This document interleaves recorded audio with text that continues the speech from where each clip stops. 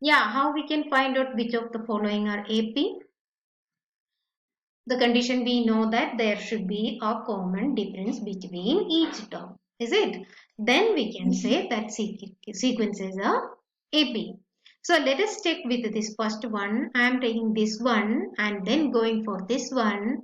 Right, all these three and then coming to this one, this one, this one. Okay. So first one we can take this fourth question here. It's given minus 10, so we can write A which is equal to minus 10, correct? And then A1, we can write A2, the second term. I am representing with the letter A2, correct? A2 it's given minus 6. A3 also given. A3 is given minus 2.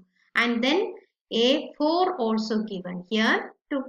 So let's check A2 minus A1 become minus 6 minus minus 10. Not minus 10. It is A1 should be subtracted. So this subtraction sign will come here and this sign which should be inside the bracket. So this become minus 6 plus 10 which is equal to 4. The same here, yeah. Is it?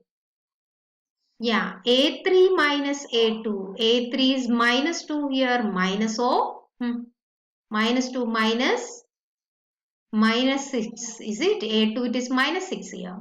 Become minus 2 plus 6. What's the answer? Minus 2 plus 6.